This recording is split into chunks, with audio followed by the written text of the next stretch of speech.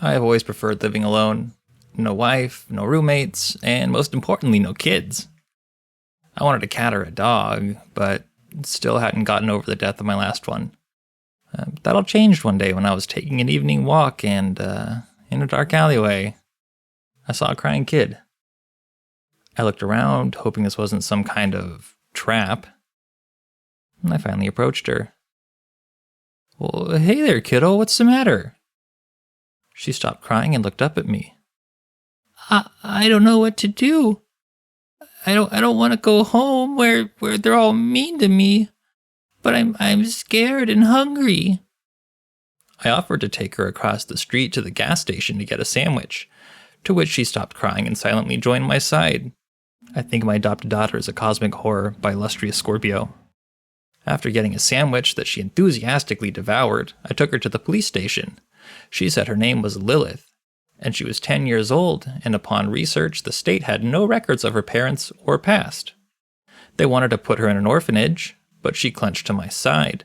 "No, I want to stay with him. He fed me and he was nice to me." This girl acts like she's never known an act of kindness in her life. I didn't know how to take care of a child, but something akin to guilt came washing over me. The next day consisted of getting inspected and ultimately being deemed parent certified when they found out I had a good work-from-home job. Lilith, who I now call Lily, took to the house immediately. She liked looking in the fish tank of my aquarium, and she was excited to have her own bedroom, and she loved running out in the yard.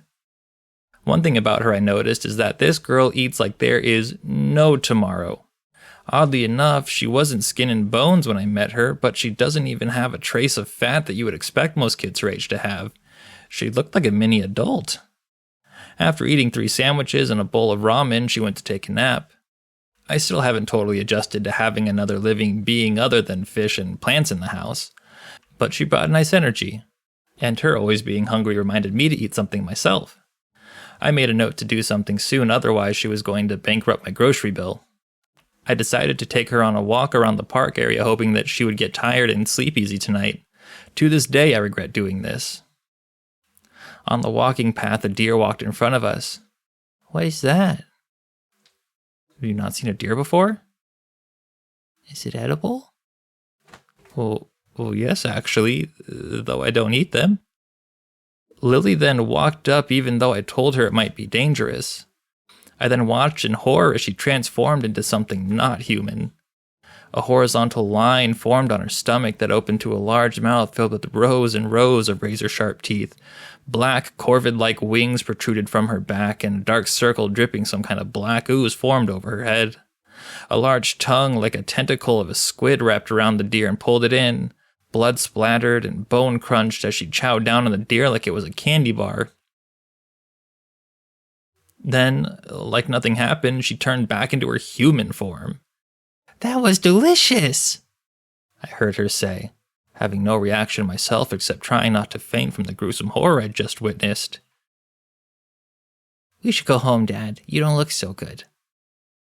And from that point on, I was afraid. Feeding her felt more like I was making an offering to a malevolent deity.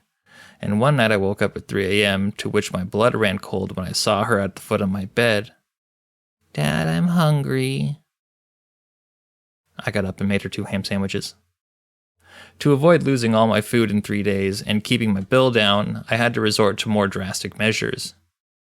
We would go on walks in the woods where we could go deer hunting, and I would let her eat her fill before returning home. On days when we couldn't find deer, I would take her to the rancher when I knew the farmer wasn't home and let her eat a whole cow. With the mess that got left behind, they always rule it up to an animal attack.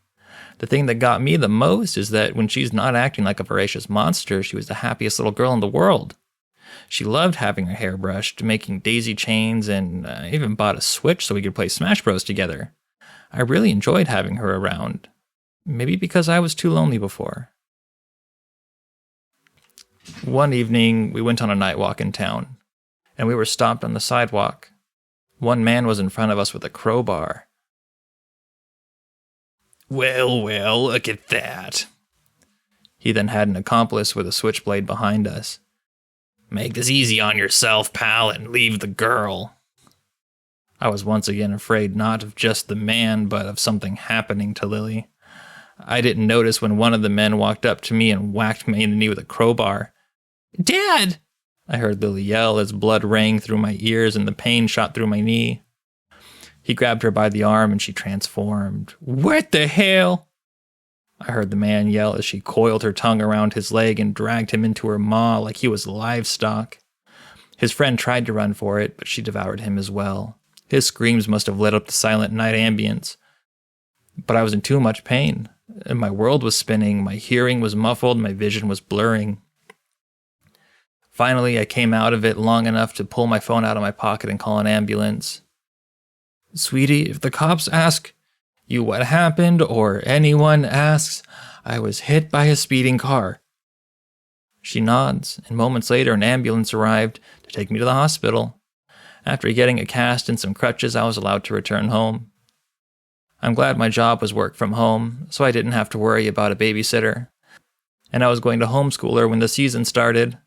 I told her never to transform in front of people and to never eat another human being again, and she agreed to all of it. One night I walked outside and saw her staring at the sky. "Well, hey, sweet pea, what you looking at?" "What are those lights in the sky?" "Those are stars, sweetie." "Oh, they look delicious. I hope one day I can go up there and eat every last star." "I know you will one day, sweetie." I'm still terrified of her. And yeah, I know I live with a monster. But when you love someone, you look past the flaws. She gave me someone to work hard for, and I love her. She loved me. I think. At least I hope.